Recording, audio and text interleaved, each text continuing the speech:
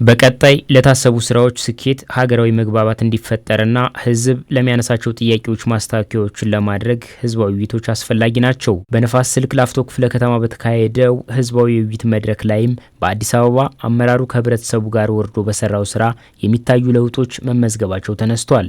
አዲስ አበባ ውብ የሆነች ሲሆን ለአፍሪካ መዲና ምሳሌ የሆነች አዲስ አበባ ከተማ ከኛና ከናንተ የተነሳ ነው አበባ የሆነች ለወደፊትም አበባ የሆነች እንደምትሄድ በግምታችን አለን።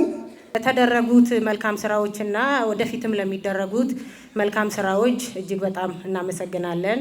ከወረዳ እስከ ክፍለ ከተማ ጥሩ ስራዎች ተሰርተዋል፣ አይተናል። የማይካዱ ባይን የሚታዩ የሚዳሰሱ ስራዎች ተሰርተዋል። በየወረዳው የውሃ አቅርቦት ተደራሽ እንዲሆን የኤሌክትሪክ ኃይል መቆራረጥ እንዲስተካከልና ሌሎች ችግሮች እንዲፈቱም የውይይቱ ተሳታፊዎች ጠይቀዋል። የውሃ አቅርቦት ጋር ተያይዞ ምናልባት እዚህ በ72 አካባቢ መኖሪያ ልዩ መጠሪያው እዚህ ገብሩ ዳቦ ቤት አካባቢ የሚባሉት አካባቢዎችና እዚህ ወረዳ 15 ላይ በሳምንት አንድ ቀን የሚመጣው ውሃ ለትንሽ ለህብረተሰቡ ቅሬታዎች ፈጥረዋል። መንግስት በዚህ በውሃ ዙሪያ በዚህ አዲስ እቅድ እንዳለው አውቃለሁኝ። እዚህ ትኩረት እንዲሰጠው ፈልጋለሁ። በመድረኩ ከውይይቱ ተሳታፊዎች ለተነሱ ጥያቄዎች ምላሽና ማብራሪያ የሰጡት የአዲስ አበባ ከተማ ዋና ስራ አስኪያጅ ኢንጂነር ወንድሙ ሴታ ውሃ ከሚመነጭባቸው አካባቢዎች የተመረተ ውሃ በአግባቡ ወደ የሰፈሮቹ ከማድረስ አንጻር ክፍተቶች እንዳሉ አነስተዋል። ነገር ግን የውሃ ፕሮጀክቶች ተጠናቀው ወደ ስራ ሲገቡ የውሃ አቅርቦት እጥረት ችግሩን ይፈታሉ ነው ያሉት። ውሃ አጠቃቀማችንም ላይ ያለውን ትሬንድ በምናይበት ጊዜ በከፍተኛ ሁኔታ ብክነት ያለበት ነው። ቤት ውስጥ ከምንጠቀምባቸው አፕላያንስስ ጀምሮ እያንዳንዳችን በቤት ውስጥ ውሃ የምንጠቀምበት ሁኔታ በምናይበት ጊዜ ችግር ያለበት መሆኑ ምክንያት የመጣ ነው። ለዚህ ዋነኛ መፍትሄ አድርገን እየወሰድን ያለነው ኦፍ ኮርስ የክትመት ሁኔታ እየተቀየረ ሲሄድ አብሮ የሰዎች የውሃ አጠቃቀም ሁኔታም እየጨመረ ይሄዳል። ከምንጠቀምበት ሽንት ቤት፣ እጅ መታጠቢያ ደሆል ከላይፍ ስታይላችን ጋር ታይዞ የሚመጣ የውሃ አጠቃቀም ጭማሪ አለ። ገርቢ የአሌልቱ ጅዶ እነዚህ ግድቦች በዋነኛነት ወደ ስራ በሚገቡበት ጊዜ በዘላቂነት ዛሬ ያለውን የውሃ እጥረት ችግር ብቻ ሳይሆን በዘላቂነትም የከተማውን ቀጥሎ የሚመጣውን የከተማነት እድገትም ጭምር አክብሬት ማድረግ የሚያስችል የውሃ አቅርቦት ማመቻቸት ይሻላል የሚል እምነት ነው ያለን። ዜጎች ከቦታ ቦታ በነጻነት እንዲንቀሳቀሱ ሰላም ይረጋገጥ ሌላኛው ከተሳታፊዎች የተነሳ ጥያቄ ነው። አንዳንድ ቦታዎች ላይ ችግር ይገጥማል። ያ ችግር የሚገጥመው ሁኔታ በማየት ብዙ ሰዎች ወደ ቤት ዘመድ መሄድ ይፈራሉ። ነፃ ቢሆን በነፃነት ሰው ቢመላለስ የሚመላለስበት ሁኔታ ቢማቻች የሚል ሀሳብ አለኝ።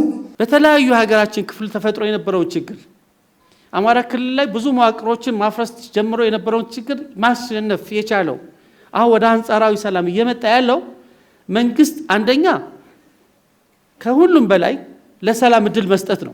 ይሄንም አሁንም የምንሻገረው እስካሁን በመጣንበት ጉዳይ ነው።